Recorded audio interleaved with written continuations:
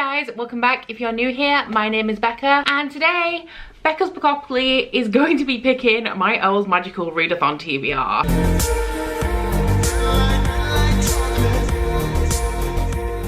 So for those of you who are unfamiliar, Bookopoly is the game that I play every single month to decide what books will be on my TBR in the coming month. If you have never seen a Bookopoly video from me before and you would like to get acquainted with the board and the rules, I will put a link up here to January's Bookopoly video, but I will also put my entire Bookopoly playlist in my description box, as this is the 15th time I've now done this, so you got a lot to catch up on. But for those of you who are already familiar with Bookopoly, I suppose that now is as good a time as any to let you know that for 1 month only the rules are going to be changing just a little bit. So before we get into those rule changes, let's see how I did with March's Bookopoly TBR. So in the month of March, Bookopoly selected 6 books for me to read, the first of which is currently on loan to a friend, which was Heartstopper Volume 3 by Alice Oseman, and that one was for the prompt to read a contemporary or a romance. I also had All the Stars and Teeth by Adeline Grace to read my most recent purchase, Orange Future by Ichigo Takano to read a graphic novel or a manga, Ugly Love by Colleen Hoover to read an ebook or an audiobook, Peace and Turmoil by Elliot Brooks to read a book that was gifted to me, and Assassin's Apprentice by Robin Hobb to read a adult fantasy. And I am very happy to say that I did manage to read all of these books aside from Peace and Turmoil, which I am currently 230 pages into with 4 days still left in the month. So once again, we have no punishment for March, but let me tell you guys, I am not sure how long my streak is going to last, because this month we are doing the OWLS Magical Readathon. Now for those of you guys who do not know what that is, the Magical Readathon is a readathon that is hosted by G from Book Roast every single year. It has 2 main rounds, which are the OWLS in April and the Newts in August. The aim of the readathon is to pass as many subjects as possible to be able to qualify for your chosen career after you have completed your Newts in August. Now, as I did last year, I am going to be doing a Bookopoly roll for every single OWLS prompt. My chosen career at this current moment is Potioneer, which I do need 5 OWLS to achieve. However, I am kind of going for the long game as well, which is Alchemist, which requires me to pass all 12 OWLS, and depending on how Bookopoly goes, I will definitely get some OWLS, but if they are not the ones I need to become a Potioneer, I guess I'll just see what career I qualify for. Now, the way that the rules for this month's Bookopoly differ is that because I am doing 12 rolls, there will be 12 rolls in total. However,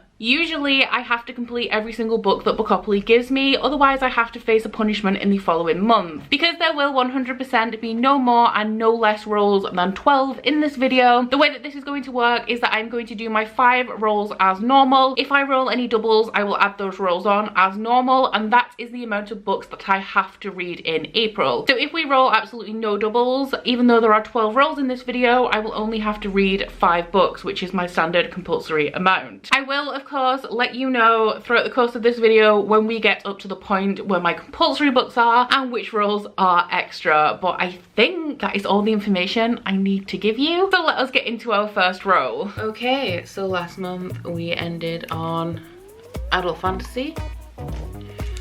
First roll. A double 4, great start.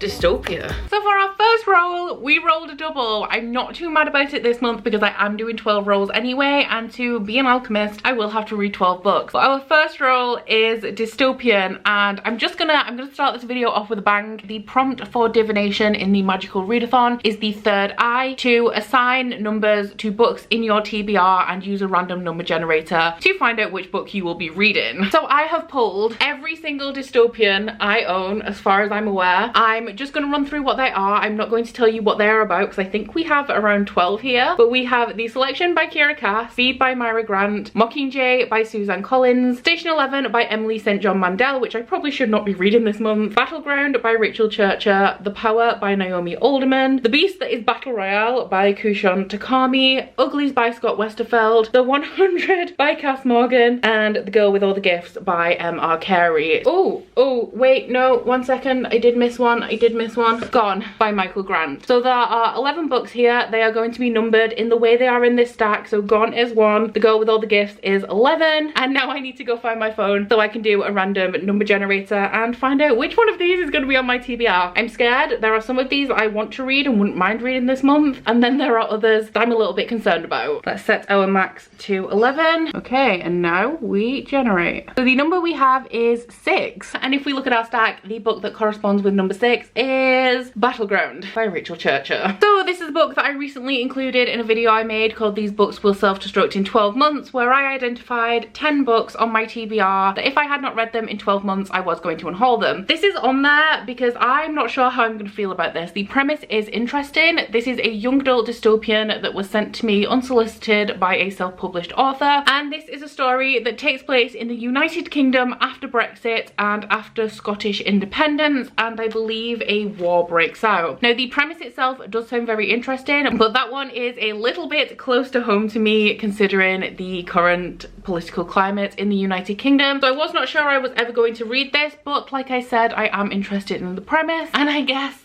that this is the first book that will be hitting my April TBR. Roll number 2 for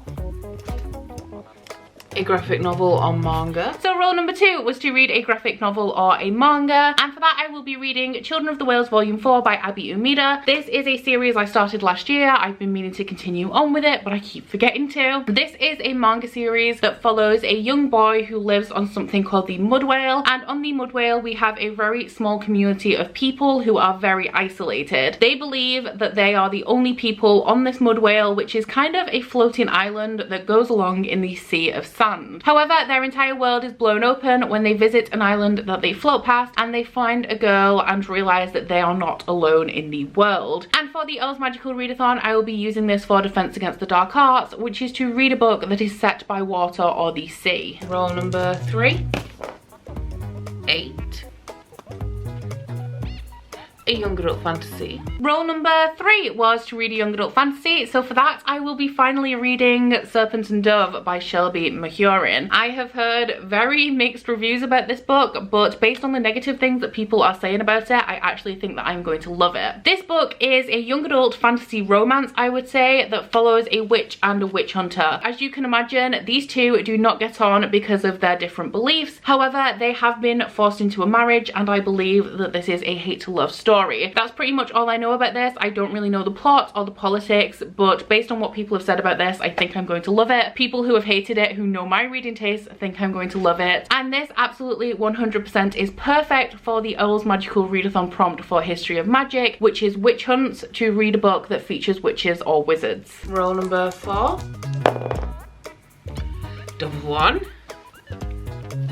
A thriller. Role number 4 was another double. Again, not too mad about it, but still, you know, my mandatory TBR is creeping up there. This time we landed on a thriller. Now I am bending this slightly because the book that I have chosen is The Dead House by Dawn Kurtagich. This is a book that was very recently gifted to me by my friend Ashley from Frolic Through Fiction, so thank you very much, Ashley, for that. I believe that this is most commonly categorized as a horror. However, thriller, horror, you know, we have a lot of similar aspects in there, and in the synopsis of this on Goodreads it says that there are some psychological elements. Once again, this is a book that I do not know too much about. I believe that it takes place in a high school that burned down around 20 years ago. Nobody knows why it burned down. There were some fatalities in the fire, but the origins are a mystery. This book has pages that deteriorate as you go on. I believe that the majority, if not all of this book, is in a transcript or case file format, which is something that I really love. And I also believe that it is quite fast paced, which is definitely something I'm going to need to get through 12 books in April. For the OWLS Magical Readathon, I am using this for the prompt for Ancient Runes, which is to read a book with a heart on the cover. Number 5.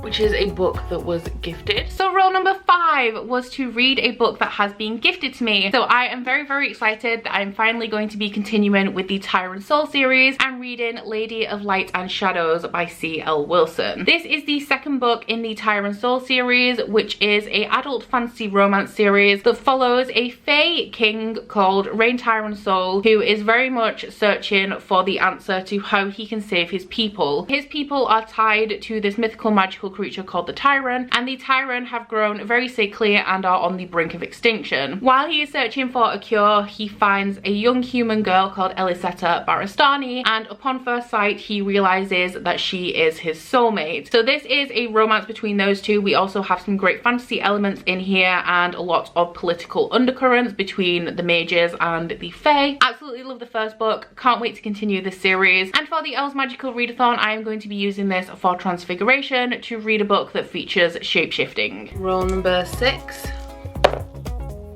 7, an adult fantasy. So roll number 6 was to read an adult fantasy. For that one, I will be reading The Final Empire by Brandon Sanderson, which is the first book in the Mistborn trilogy. I'm a co-host for Cosmerealong, which is a read-along for the majority of the books in Brandon Sanderson's Cosmere, hosted by Rachael from Rachel Marie's Book Journey. The sun is just, it's being a nightmare. I need to close the curtains, 1 second. So this looks a little bit different, but at least we can be consistent now with some decent lighting. So The Final Empire by Brandon Sanderson, I did skip the beginning of the Cosmere because I had previously read Elantris, but I am jumping in at the first book in the Mistborn trilogy. I don't really know too much about this aside from that it is an adult epic fantasy, and as Brandon Sanderson is mostly known for his magic systems, I do know that the magic system in here revolves around metals, and certain people can ingest different types of metal, which gives them very particular powers, and if you can ingest all of the metals, then you are what is known as a Mistborn. I also believe that this story is what happens in a world where the bad guys have won. So the big war has already taken place, the bad guys beat the good guys, and I believe that this has a group of rebels in it. For the Magical Readathon, I will be using this for my Charms Owl, which is Lumos, to read a book with a white cover. And hopefully for our last compulsory roll, 9. A chance card.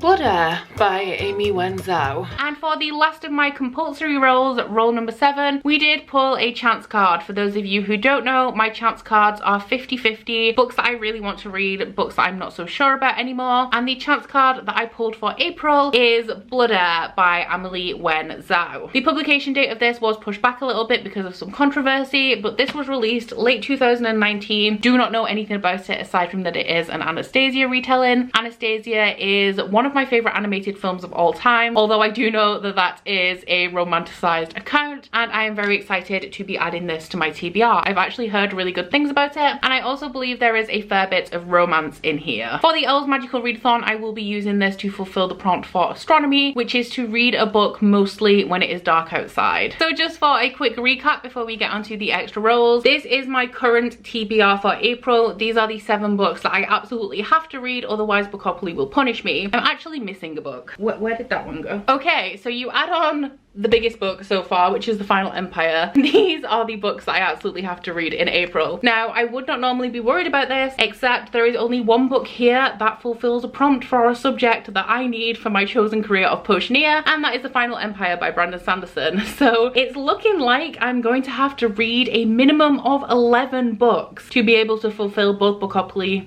and also my my OWLS TBR to be a potioneer. Looking good so far, guys. Roll number 8, 7, a middle grade. So for the first one of our extra rolls, I landed on middle grade. Now I am a little bit unsure about this, but for this prompt I will be reading the first book in the Books of Earthsea by Ursula K. Le Guin. This is a compendium of all 6. I am not reading this entire thing. I am reading the first 130 pages, which make up A Wizard of Earthsea. Now I did look into this book and it has won many awards for children's literature. It is classed as children's literature, but in some places it is also classed as young adult. So I am just kind of gonna go with it being a children's book. It is also a classic fantasy series and a coming of age fantasy series. I'm reading this because I am co-hosting the Le Guin Along, which is a read along of this beast that is hosted by my friend Ashley from A Frolic Through Fiction. We're reading 1 book per month. The book for April is A Wizard of Earthsea. Pretty much the extent of my knowledge on this is that it is a children's classic fantasy story that follows a character that goes to a magic school and there are dragons in it. That is literally all I know. But for the OWLS Magical Readathon, I will be using this to fulfill the prompt for potions, which is to read a book under 150 pages. Roll number 9. 9. An ebook or audiobook. Role number 9 was to read an ebook or an audiobook. For this, I will be reading an ebook of Maybe Now by Colleen Hoover. This is the second and final book in Colleen Hoover's Maybe series. This series is new adult romance, and it follows a girl called Sydney who finds out that her boyfriend is cheating on her with her roommate. So she moves in with a boy who lives across the complex that she lives in, that she has been writing music with, and they start to grow closer as they bond over music. However, neither of them is actually ready to start a relationship with the other one, which obviously causes conflict. I read the first book in this series and the novella in March, so I'm glad that I get the opportunity to finish it up in April. And for the Owls Magical Readathon, this will complete the prompt for Herbology, which is to read a book that starts with M. Roll number 10. 7.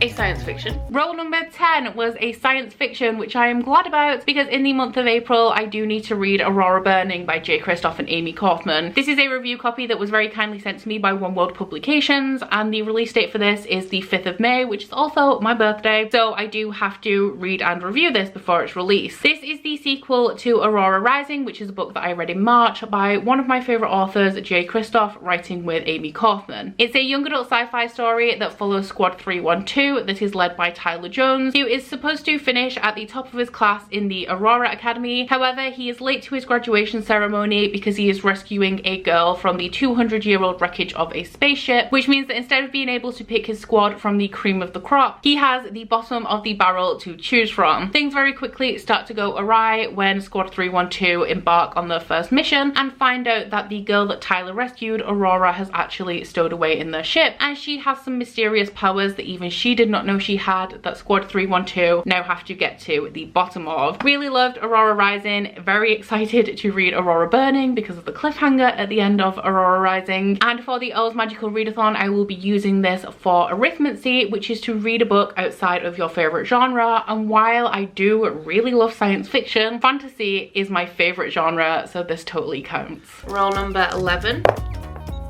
A double, but the double doesn't matter in this case, and it is a 4, which is fantasy romance. So role number 11 was a fantasy romance, which is my favourite square on the board, as we know. And I'm also really glad that that came up because I do have another book I need to read and review in April, which is Fortuna Swan by KG Sutton. Now, this is a self-published book that was sent to me by the author along with its sequel for review. I don't often accept books for review. However, this is a dark fairy romance, so you guys, you know, I was immediately sold. This book is adult, it does have explicit sexual content and a lot of swearing. Dark fairy romance, what more can I say? This book follows a girl called Fortuna Swan whose brother has gone missing. She is now the last of her kind, so she gets a job at a bar and uses this to try and find somebody who will be powerful enough to help her find her brother, and who just happens to walk in to Fortuna's bar, but a very powerful fairy. Now, I do believe that this is a dark romance. There is some sort of bargain exchanged between the both of them, but I am like really excited to this. Nothing gets me more excited about a book than dark fairy romance, so I'm very happy that I did manage to get this on my Magical Readathon TBR. I'll be using this for the Care of Magical Creatures prompt, which is to read a book that has a beak on it, and there is one singular bird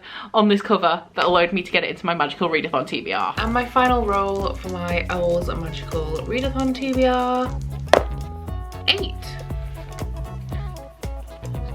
A contemporary or a romance. And then finally, our last roll for April's Bookopoly and my 2020 Owls Readathon TBR. We landed on contemporary or a romance, so I am going to be reading Love is a Many-Trousered Thing by Louise Renison. This is book 8 in the Confessions of Georgia Nicholson series. I have been listening to the audiobooks of these on Scribd because they are narrated by Louise Renison, who honestly I believe is the only person who would have been able to pull off an audiobook of this. You guys know I don't like audiobooks, but I really love the ones for this series. So the Confessions of Georgia Nicholson series is a 10-book series that follow a teenage girl called Georgia Nicholson, and these books are just told in diary format. They are her diaries as she is growing up, learning about boys, going through puberty, having disagreements with her friends. I absolutely adored this series when I was a kid. It was my favorite series from my childhood and teenage years. However, the last book was released when I was in college and I just never read it. So for the past like year and a half, I have been rereading these books very slowly so that I can finally read read the last book in this series for the first time and find out what happened. So I'm nearly there. This is book 8 and I will be listening to the audiobook of this on Scribd. And for the OWLS Magical Readathon, this fits perfectly into my final available slot, which is Muggle Studies, to read a book that is told from the perspective of a Muggle, which Georgia very much is.